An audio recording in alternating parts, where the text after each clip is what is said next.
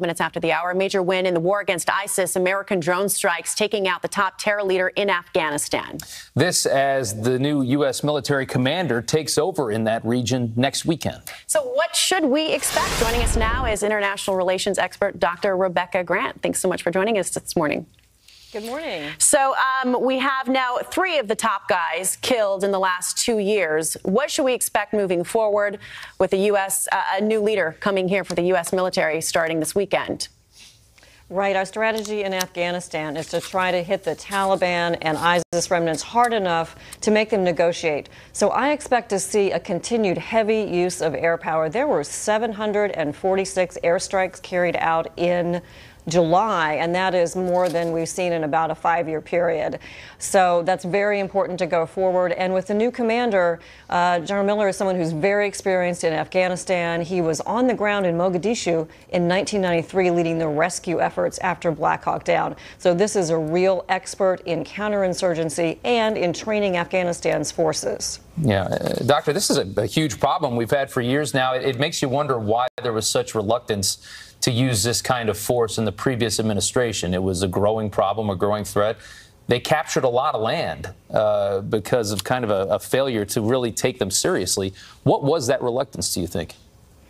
Right. There was an attempt to draw down forces in Afghanistan, and the change that we saw about this time last year is a mini surge using tactics bringing our advisors closer to the actual fight to try to help Afghanistan's forces control more of that territory. Air power is a leading part of that, with surveillance and the strikes backing up the special operations forces working there. So I think what we see is President Trump very reluctant, but he doubled down to try to make this strategy work, to try to bring all the warring parties into some form of negotiation. That hasn't happened yet, but that is still our strategy. I want to move on to North Korea. They're blasting, saying doubling down the U.S. after President Trump pulls the plug on Pompeo's trip.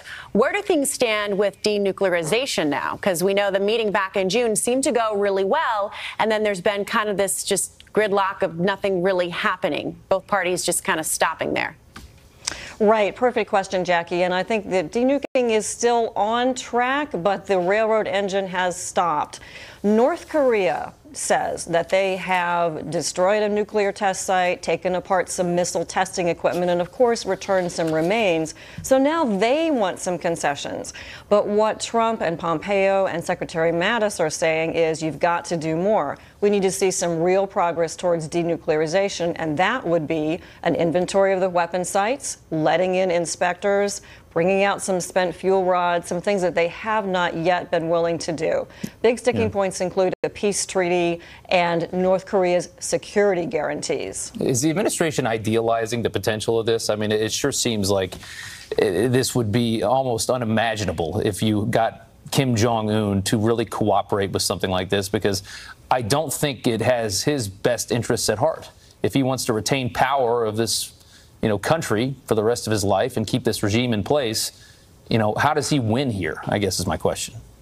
Great question, Rob. And, Kim Jong-un has a unique opportunity to reach out for some economic development. And as our commander in Korea, General Brooks, says, there is no going back for North Korea. The UN Security Council is still locked arms. Kim needs and wants some sanctions relief. So going forward is the only thing. But President Trump told us back in May it will go as slowly or as quickly as Kim Jong-un wants. It's about the political will in Kim Jong-un's heart, as our Charge 8 Affairs there said. So it really is on his shoulders. We have yet to see. We have to keep the pressure on military and the sanctions pressure.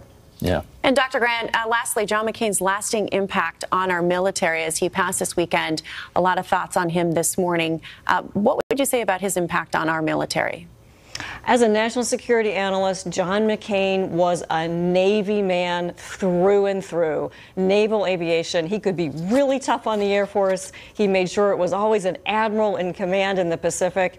But under his time in the Senate, naval aviation flourished. They got the new Super Hornet fighter, the P-8 surveillance plane, and he set U.S. Navy aviation up for the radical new F-35 stealth fighter. His legacy in U.S. naval aviation, that's what I think of. Navy man through and through. Yeah, his legacy in so many different parts of this country, so many different places, on so many people. Doctor, thank you so much for your time. We appreciate it. Thank you. Thank you. The time is now 17 after the hour. Officers under fire. Chilling body cam video showing a gunman unleashing a barrage of bullets on police. Wow. Wait until you see what happens next. And the president's approval rating holding somewhat steady, despite what you hear from Democrats, especially after last week. Why our next guest, Noel Nickpour, says the president's base is quite solid. Good morning. Hi.